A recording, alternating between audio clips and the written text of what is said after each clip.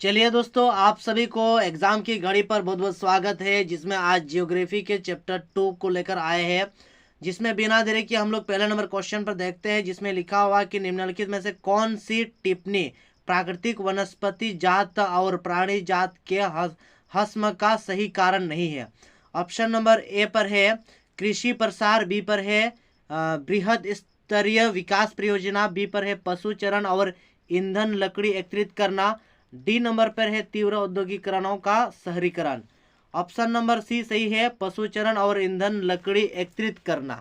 ठीक है, चलिए नेक्स्ट क्वेश्चन पर देखते हैं, जिसमें लिखा हुआ है कि निम्नलिखित में निम्न में कौन सा संरक्षण तरीका समुदायों की सीधी भागीदारी नहीं करता। ऑप्शन नंबर ए पे है संयुक्त वन प्रबंधन, बी पर है चिपको आंदोलन, सी पर है बीज बचाओ आंदोलन, डी नंबर पर है वन्यजीव पशु विहार का परिसीमन। तो सही हो जाएगा डी, यानी कि वन्यजीव पशु विहार का परिसीमन। ठीक है, चलिए नेक्स्ट क्वेश्चन देखते हैं। नेक्स्ट क्वेश्चन में दिया हुआ है कि वे जातियां जिसकी लुप्त होने के खतरा है उसे हम लोग क्या कहते हैं। ऑप्शन नंबर ए पर है दुर्लभ जाति, बी नंबर पे है स्थानीय जाति, सी नंबर पर है संकटग्रस्त जाति, डी नंबर पर है लुप्त जातियां। तो सही हो जाएगा सी, यानी कि संकटग्रस्त जातियां बिल्कुल सही आंसर है। चलिए नेक्स्ट क्वेश्चन देखते हैं, जिसमें दिया हुआ है कि लुप्त जाति का उदाहरण क्या क्या हो सकता है। ऑप्शन नंबर ए पे है नीली भेड़, बी पर है एशियाई चीता, सी नंबर पर है एशियाई हाथी, डी नंबर पर है गैंडा। तो सही है सी, यानी कि बी नंबर एशियाई चीता आपका सही आंसर हो जाएगा लुप्त जाति के उदाहरण में। चलिए नेक्स्ट क्वेश्चन देखते हैं, जिसमें दिया हुआ है कि वन और बंजर भूमि को सरकार, व्यक्ति और समुदाय के स्वामित्व में होते हैं, उन्हें क्या कहते हैं। ऑप्शन नंबर ए पे है रक्षित वन, ऑप्शन नंबर बी पे है अवर्गीकृत वन, ऑप्शन नंबर सी पर है पवित्र उपवन और डी पर है आरक्षित वन। तो सही हो जाएगा अवर्गीकृत वन, बी नंबर ऑप्शन। चलिए अगला क्वेश्चन देखते हैं, जिसमें दिया हुआ निम्नलिखित में से किस राज्य में सर्वाधिक स्थायी वन क्षेत्र है। ऑप्शन नंबर ए पे उत्तर प्रदेश, बी पे मध्य प्रदेश, सी पे केरल और डी पे बिहार। तो मध्य प्रदेश बिल्कुल सही हो जाएगा ऑप्शन नंबर बी। चलिए नेक्स्ट क्वेश्चन पर देखते हैं, जिसमें निम्नलिखित में से कौन सा पक्षी द क्रिटिकल प्रजाति की श्रेणी में नहीं आता है। द क्रिटिकल प्रजाति में नहीं आता है। ऑप्शन नंबर ए पे है गुलाबी सिर वाले बत्तख, बी नंबर पे मोर, सी नंबर पे पर्वतीय बटेर और डी नंबर पे है जंगली चीतीदार उल्लू। तो सही हो जाएगा बी, यानी कि मोर जो है ना द क्रिटिकल प्रजाति की श्रेणी में नहीं आता है। बाकी सब जितना भी तीन प्रजाति है सब वो क्रिटिकल में आते हैं। तो अब चलिए 8 नंबर क्वेश्चन देखते हैं, निम्नलिखित में से किस जीव के लिए जैव विविधता बहुत महत्वपूर्ण है। ऑप्शन नंबर ए पे पौधे, बी पे केचुए और डी पे मनुष्य और सी पे मनुष्य, डी नंबर पर है एलियन। तो सही हो जाएगा सी, मनुष्य के लिए सबसे बहुत महत्वपूर्ण है जैव विविधता। अगला क्वेश्चन देखते हैं। अगले क्वेश्चन में 9 नंबर का सवाल है कि काला हिरण निम्नलिखित में से किस श्रेणी के जीव का है। ऑप्शन नंबर ए पे है विलुप्त प्रजाति, बी नंबर पे है दुर्लभ प्रजाति, सी नंबर पर है स्थानीय प्रजाति और डी नंबर पर है लुप्त प्रजाति। तो सही हो जाएगा डी नंबर, यानी कि लुप्त प्रजाति। ठीक है, काला हिरण। अब चलिए 10 नंबर क्वेश्चन देखते हैं, विभिन्न प्रकार के पौधे और प्राणियों को विभिन्न श्रेणी में निर्धारित कौन सी एजेंसी करता है। ऑप्शन नंबर ए पे है राज्य के वन विभाग, बी नंबर पर है अंतर्राष्ट्रीय प्राकृतिक संरक्षण और प्राकृतिक संसाधन, सी नंबर पर कहता है कि भारत का वन सर्वेक्षण, डी नंबर पर कहता है कि इनमें से कोई नहीं। तो बी नंबर सही हो जाएगा अंतर्राष्ट्रीय प्राकृतिक संरक्षण एवं प्राकृतिक संसाधन विभाग। ठीक है, बी नंबर आपका सही आंसर है। अगला क्वेश्चन देखते हैं कि 1952 में 1952 में भारत निम्नलिखित में से किस प्रजाति को विलुप्त घोषित कर चुका है। चलिए ऑप्शन नंबर ए पे है तेंदुआ, बी पर है गंगा नदी का डल्फिन, ऑप्शन नंबर सी पे है काला हिरन, डी नंबर पर है एशियाई चीता। तो सही है डी नंबर, एशियाई चीता जो है 1952 में विलुप्त होने की कगार पर घोषित कर चुका है भारत सरकार ने। चलिए अगला क्वेश्चन देखते हैं, 12 नंबर, निम्नलिखित में से कौन भारत के वन और वन्यजीव संसाधन के प्रबंधन का प्रभारी है? ऑप्शन नंबर ए पे है विश्व वन्यजीव फाउंडेशन, बी नंबर पे है भारतीय वन्यजीव सर्वेक्षण, सी नंबर पर वन विभाग, डी नंबर पर गैर सरकारी संगठन। तो वन विभाग जो सही आंसर हो जाएगा सी नंबर ऑप्शन। चलिए अगला क्वेश्चन देखते हैं। अगले क्वेश्चन में निम्नलिखित में किस वर्ष में बाघ परियोजना शुरू हुआ था? बाघ परियोजना। इसके बाद ऑप्शन नंबर ए पे है 1951, बी नंबर पर 1973, सी नंबर पर 1993 और डी नंबर पर है 2009। तो सही हो जाएगा 1973, बी नंबर ऑप्शन। ठीक है, बाघ परियोजना। अगला क्वेश्चन देखते हैं, निम्नलिखित में से किस राज्य में स्थायी जंगलों के तहत सबसे बड़ा क्षेत्र है? ऑप्शन नंबर है जम्मू कश्मीर, बी पे मध्य प्रदेश, सी पे उत्तराखंड और डी पे महाराष्ट्र। तो मध्य प्रदेश जो है वो बी नंबर ऑप्शन आपका सही हो जाएगा कि स्थायी जंगलों के तहत सबसे बड़ा क्षेत्र है। चलिए इसके बाद अगला क्वेश्चन देखते हैं 15 नंबर का कि हिमालय यौ क्या है? एक प्रकार का हिरण है, एक औषधि पौधा है, पक्षी की एक प्रजाति है, डी नंबर पर हिमालय में उगाई जाने वाली खाद्य फसल है। तो सही हो जाएगा एक औषधि पौधा, बी नंबर आपका ऑप्शन सही है। अगला क्वेश्चन देखते हैं 16 नंबर, 1951 में संरक्षित प्रजातियों की सूची में पहली बार किस प्रजातियों को शामिल किया गया? ऑप्शन नंबर ए पे है कीड़े, बी पर मछलियां, सी पर पौधे, डी पर है सरीसृप। तो सही है आपका पौधा, सी नंबर ऑप्शन बिल्कुल सही आंसर है। नेक्स्ट क्वेश्चन पर देखते हैं। नेक्स्ट क्वेश्चन दिया हुआ है 17 नंबर का सवाल, निम्नलिखित में कौन स्थायी जाति का उदाहरण है? ऑप्शन नंबर ए पे है एशियाई हाथी, बी पर है निकोबारी कबूतर, सी नंबर पे है हॉर्नबिल और डी नंबर पर एशियाई चीता। तो सही आंसर बी यानी कि निकोबारी कबूतर। ठीक है, नेक्स्ट क्वेश्चन देखते हैं कि चिपको आंदोलन का उद्देश्य क्या था? चिपको आंदोलन का ऑब्जेक्ट क्या था? ऑप्शन नंबर ए पे है मानवाधिकार, बी नंबर पर है राजनीतिक अधिकार, सी नंबर पर है कृषि विस्तार, डी नंबर पर है वन संरक्षण। तो वन संरक्षण उसका बेसिक कारण था, उसका ऑब्जेक्ट था। ठीक है, नेक्स्ट क्वेश्चन पर देखते हैं। नेक्स्ट क्वेश्चन दिया हुआ है कि सरिस्का वन्यजीव अभयारण्य किस राज्य में स्थित है? ऑप्शन नंबर ए पे राजस्थान, बी पे उत्तर प्रदेश, सी पे गुजरात और डी पे पश्चिम बंगाल। तो सही है आपका राजस्थान, ऑप्शन नंबर ए बिल्कुल सही आंसर है। ठीक है, जिसका राजधानी है जयपुर। ठीक, अगला क्वेश्चन देखते हैं, भारत में वन्यजीव की कितनी प्रजातियां पाई जाती है? कितने प्रकार की प्रजातियां भारत में?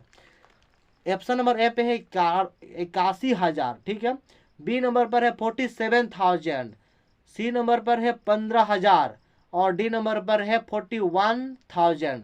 तो सही हो जाएगा बी नंबर यानी कि 47,000 प्रजातियां हमारे देश में भारत में पाई जाती है। अगला क्वेश्चन पे देखते हैं।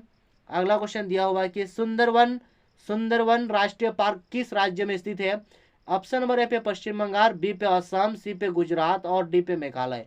तो सही हो जाएगा पश्चिम बंगाल, ऑप्शन नंबर ए आपका सही आंसर है। अगला क्वेश्चन देखते हैं 22 नंबर, बीच बचाओ आंदोलन क्या था? ऑप्शन नंबर ए पे रासायनिक खादों से अधिक उत्पादन, ऑप्शन नंबर बी पर है टिहरी के किसानों द्वारा बिना रासायनिक खाद के फसलों का उत्पादन, सी नंबर पे है हरित क्रांति, डी नंबर पर है पेड़ों का उगाना और इसका सही है बी नंबर यानी कि टिहरी के किसान द्वारा बिना रासायनिक खाद के फसलों का उत्पादन करना। ठीक है, जो कि हम लोग बोलते हैं उसका जैविक खाद्य। ठीक है, जैविक खेती। इसके बाद 23 नंबर क्वेश्चन दिया हुआ है कि उड़ीसा और बिहार की जनजातियां शादी के दौरान, जब उड़ीसा का लड़का और बिहार की लड़की का शादी होता है तो या फिर बिहार की लड़की उड़ीसा का लड़का के बीच शादी होता है तो उसमें तोहफा में कौन सा पेड़, कौन सा वृक्ष दिया जाता है? ऑप्शन नंबर ए पे इमली और आम, बी पर है आम और नीम, सी पर है पीपल और केला, डी पर है शीशम और कीकर। तो सही है आपका इमली और आम का जो पेड़ है उसमें क्या किया जाता है? पूजा किया जाता है। ठीक है, अगला क्वेश्चन देखते हैं। अगला क्वेश्चन में दिया हुआ है कि राजस्थान के अलवर जिलों के 5 गांव के लोगों ने 12,000 हेक्टेयर वन भूमि भैरवदेव डाकव सेंचुरी घोषित कर दी। इसका क्या उद्देश्य है? ऑप्शन नंबर ए पे खेती करना, बी पे है वृक्षारोपण करना, सी पर है शिकार पर रोक एवं बाहरी लोगों की घुसपट्टी में वन्य जीवन को बचाना, डी नंबर पर है बांध बनाना। तो सही है आपका सी, यानी कि शिकार पर रोक और बाहरी लोगों की घुसपैठी से वन जीवन को बचाना। चलिए अगला क्वेश्चन देखते हैं। दिया हुआ है सबसे तेज स्तनधारी प्राणी कितनी किलोमीटर प्रति घंटा की गति से दौड़ता है। तो ऑप्शन नंबर ए पे है 112, बी नंबर पर 110, सी नंबर पर 111 किलोमीटर प्रति घंटा और डी नंबर पर है 113 किलोमीटर प्रति घंटा। तो सही आंसर हो जाएगा आपका 112 किलोमीटर प्रति घंटा। ठीक है, जिसमें आपका बिल्ली और चीता का नाम जो आता है ना, उसमें आपका सही हो जाएगा। 26 नंबर का सवाल कह रहा है कि भारत में 1951 और 1980 के बीच में कितनी वर्ग किलोमीटर को वन क्षेत्र कृषि भूमि में परिवर्तित किया गया है। मतलब कि वो कृषि लायक भूमि बनाने में बनाया गया। ऑप्शन नंबर ए पे है आपका 26,000 वर्ग किलोमीटर, बी नंबर पर 26,200 वर्ग किलोमीटर, सी नंबर पर है 28,000 वर्ग किलोमीटर, डी नंबर पर है 26,300 वर्ग किलोमीटर। तो सही है बी, यानी कि 26,200 वर्ग किलोमीटर हेक्टेयर पर, मतलब कि ये कृषि लायक भूमि में उसको बनाया गया। ठीक है, जो कि पहले बंजर था, फिर जंगली था, इसको काट छीट करके उसको मैदानी क्षेत्र रूप में बनाया गया। इसके बाद अगला क्वेश्चन में 1952 में नदी घाटी परियोजनाओं के कारण कितने वर्ग किलोमीटर क्षेत्र को साफ करना पड़ा। ऑप्शन नंबर ए पे 4,000 वर्ग किलोमीटर, बी नंबर पर 3,000 वर्ग किलोमीटर, सी नंबर पर 5,000 वर्ग किलोमीटर, डी नंबर पर 2,000 वर्ग किलोमीटर। तो सही है 5,000 वर्ग किलोमीटर, यानी कि सी नंबर इसका सही आंसर हो जाएगा। अगला क्वेश्चन, नेक्स्ट क्वेश्चन देखते हैं कि भारत में जैव उपजातियां की कितनी प्रतिशत संख्या पाई जाती है। भारत में जैव उपजातियां की कितनी प्रतिशत। ठीक है, ऑप्शन नंबर ए पे 10%, बी नंबर पर 12%, सी नंबर पर 8%, डी नंबर पर 5%। तो 8% जो है ना, उपजातियों की 8% जो भाग है वो उपजाति की श्रेणी में रखा गया है भारत के। ठीक है, अगला क्वेश्चन देखते हैं 29 नंबर का कि दुनिया का सबसे तेज स्तनधारी प्राणी कौन सी है। ठीक है, ऑप्शन नंबर ए पे चीता, बी नंबर पर बिल्ली, सी नंबर पर है चीता और बिल्ली दोनों, डी नंबर पर इनमें से कोई नहीं। तो ये क्वेश्चन पहली बार आया हुआ था, जिसमें 112 किलोमीटर प्रति घंटा की रफ्तार से जाता है। सी नंबर आपका सही आंसर है। चलिए अगला क्वेश्चन पर देखते हैं। अगला क्वेश्चन 3030 पर, जिसमें दिया हुआ है कि सामान्य जातियों से क्या अभिप्राय है। सामान्य जाति का मतलब क्या होता है, जिसमें दिया हुआ है एक ए नंबर ऑप्शन पर, जिनकी संख्या जीवित रहने के लिए सामान्य मानी जाती है। जीवित रहने के लिए सामान्य मानी जाती है। ऑप्शन नंबर बी पे है जिनकी लुप्त होने की खतरा बना हुआ है। ऑप्शन नंबर सी पे इन दोनों और डी पे है इनमें से कोई नहीं। तो सही हो जाएगा ए नंबर, यानी कि जिनकी संख्या जीवित रहने के लिए सामान्य मानी जाती है। यह है सामान्य जातियों की अभिप्राय। अगला क्वेश्चन देखते हैं 31 पर, जिसमें दिया हुआ है कि एशियाई चीता और गुलाबी सिर वाली बतख किन उपजातियों में शामिल है। ऑप्शन नंबर ए पे सामान्य जाति में, बी नंबर पर है संकटग्रस्त जाति में और सी नंबर पर स्थानीय जाति में, डी नंबर पर है लुप्त जाति में। तो सही है आपका डी, यानी कि लुप्त जाति की श्रेणी में आता है। ठीक है, इसके बाद अगला क्वेश्चन देखते हैं 32 वाला कि दक्षिण भारत में प्राकृतिक वनों की संख्या धीरे धीरे समाप्त किस कारण हुई।